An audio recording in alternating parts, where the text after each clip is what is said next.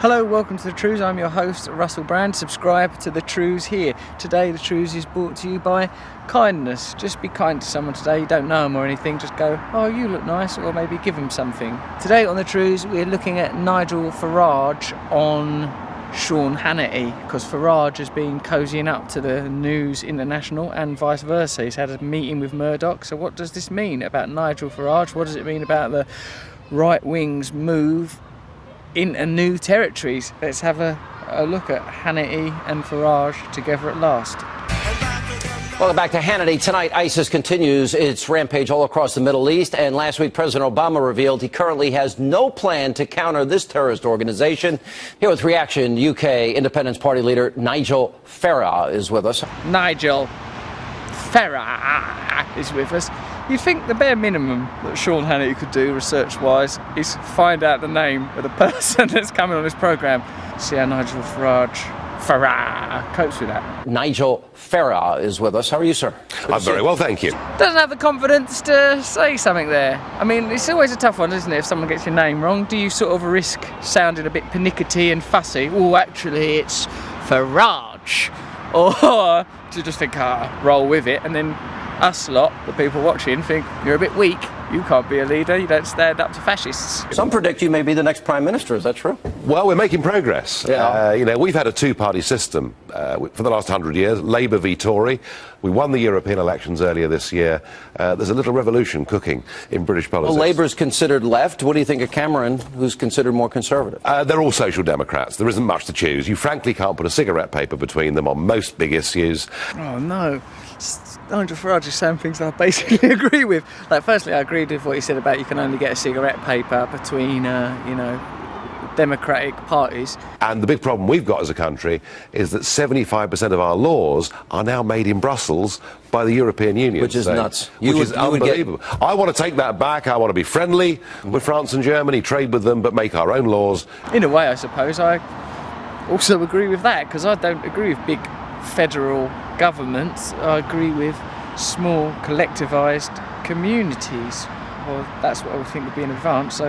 So far, I'm agreeing with Nigel Farage, but he hasn't said anything about immigration yet. So, what did you think about what Cameron has ordered, the immigration crackdown and the passport? There you go. I think we're about to find more than a cigarette paper's worth of distance. I think there's going to be a vast tobacco field opening up between me and Farage.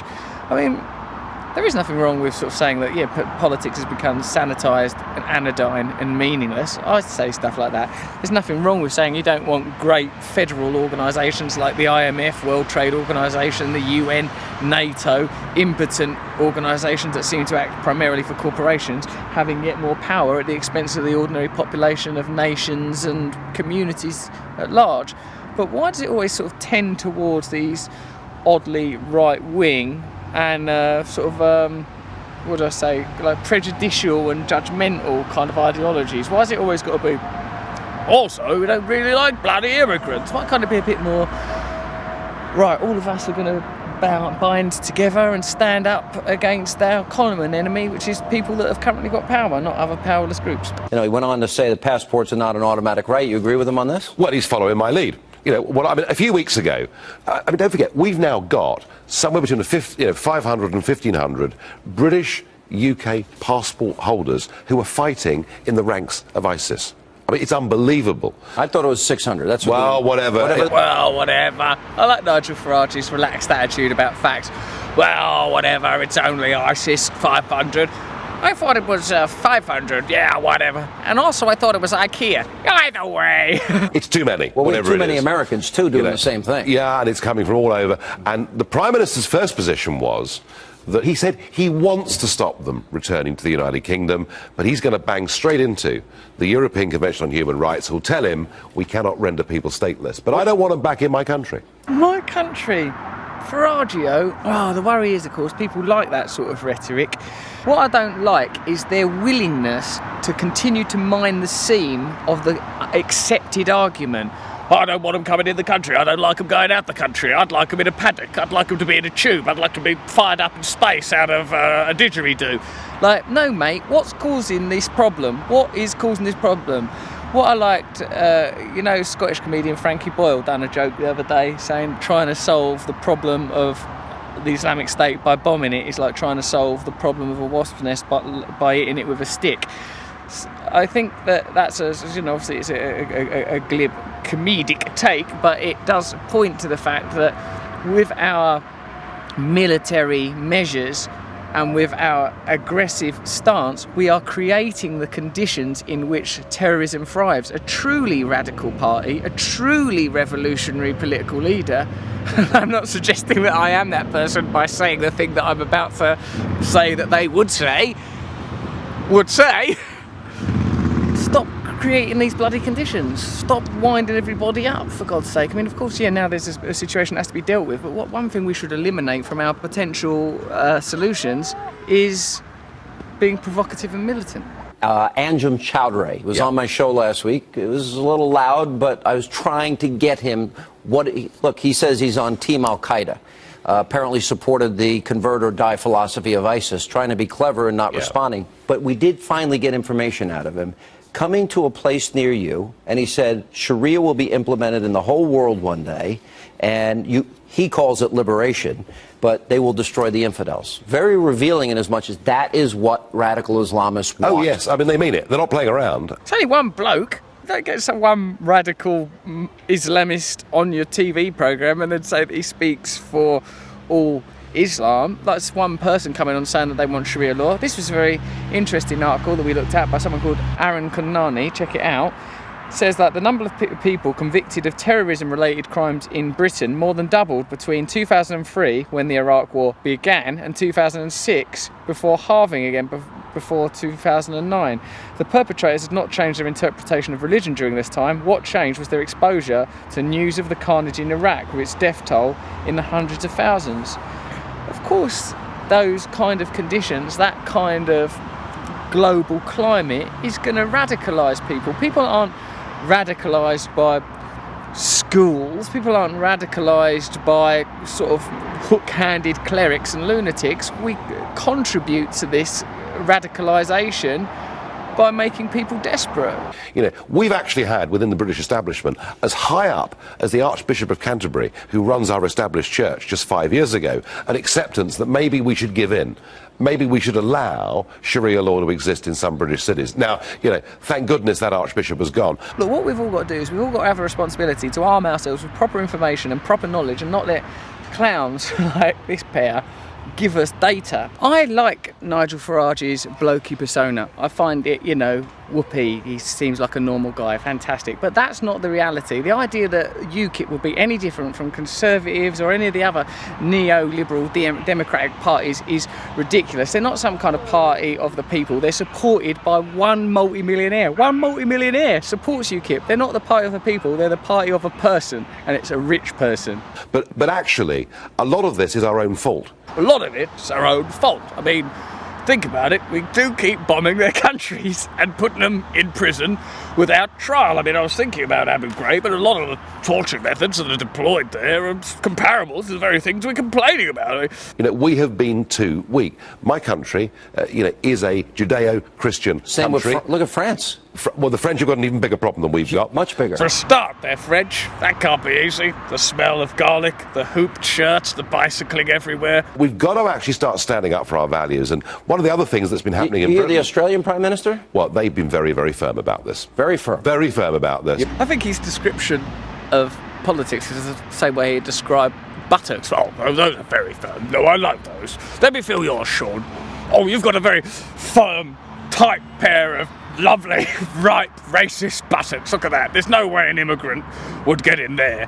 An immigrant would have to roll itself up. It needs to be like a mouse with those mouse skeletons where their skulls can collapse in to even burrow. Well, thanks, Nigel. Let me feel your buttocks. Oh, no, they're firm too. Oh, they're so purred. You accept our way, our values, or leave. Well, that's right. And that's what we've got to start doing, and America's got to start doing it. Hello. Accept our values or our ways, or leave. Like, whose values? Do you like... Well, this is England here. I'm in the middle of it. There's all sorts of different people. there's all sorts of different people with all sorts of different values. The value system that he's talking about is not some shared social values that we've all got as a bunch of guys together. It's the social and economic values of the people that govern, for whom it's necessary to have conflict, disdain and hatred between ordinary people of all religions and persuasions, so that they can just carry on with their murky nonsense. What we must actually, our primary responsibility is to make sure it doesn't happen inside our countries. And, you know, schools, that's where you've got to be watching. We better learn. Schools are the real problem. A lot of the ideas that Farage and Hannity are talking about are reminiscent of Boris Johnson, Mayor of London's ludicrous comments that Muslim children should be taken away from their parents before they get radicalised, like sort of little Mowglis.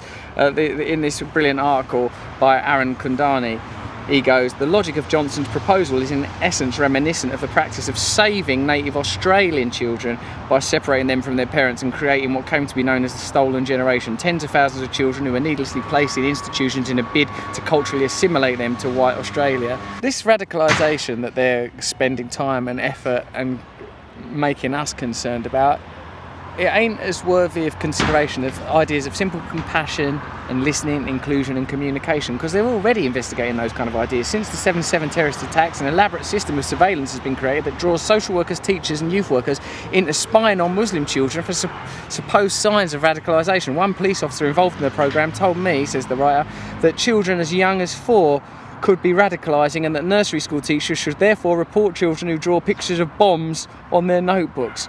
Oh my God, I'm lucky they weren't doing that when I was at school. I was drawing all sorts of weird stuff. Not to mention those photographs I had of one of my mum's friends, and she was wearing a peach coloured bra and I drew nipples on the top of it so it looked like she was naked and I could look at her boobs. God knows what they'd have made of that at the bureau. The level of people in schools and in prisons too, and in all these public institutions where people are radicalised, and we can do something about that. Schools and prisons aren't centres of radicalisation. What creates radicalisation is an international climate of conflict and war and a national climate of suspicion and prejudice. This is interesting. The official narrative leaves out the role of government in fostering political contexts in which terrorism becomes more likely. Religion may provide the semantic register within which some terrorists articulate their propaganda, but it's politics that is the underlying cause. Do you see that? That's an important idea that Nigel Farage and Hannity like to sort of say, oh, well, you know, even if there were no wars in the Middle East and there was no prejudice towards minorities at home, schools would be cooking up some crazy, why don't we try a bit of terror? That's not happening. It's as a result of social conditions. And if you address those social conditions, the problem will alleviate. So it's not like that I'm like a wet liberal guy that just wants to, hey, let's hold hands, although a bit of holding hands would be nice. It's just that this will work better. It's a better idea. Their ideas are the ideas that everyone else has got. Farage saying you can't get cigarette paper between, you know, Miliband and Cameron, fair point, but you can't get a lot between them and him. All he's saying is let's amp up the shit they're already doing. All right, Nigel, I'm going to follow your career very closely. I'm going to follow your career very closely. I'm going to be following you back to the dressing room, and I'm going to be looking at those firm policies of yours, and I'm going to part those policies and see what's between them. Appreciate it. We need Winston Churchills coming out of your country. Thank you. Thank you. Well, that was very enjoyable for a couple of men that I'd like to go out on a limb and say are probably homophobic. They seem to be having a gay all time there on the Hannity show. Let's remember that today's show was brought to you by the concept of being nice to people. Comment on the Trews and send us examples of nice things you've done as a result of watching this. Then instead of us worrying about whether there's radicalisation in schools, let's just do radical things everywhere, going around being nice. I'll think of something to do. But I might do the super advanced version of nice things where I don't even tell anyone. That's how into this I am. That was some Trews. I'm Russell Brand. Subscribe here. Subscribe here.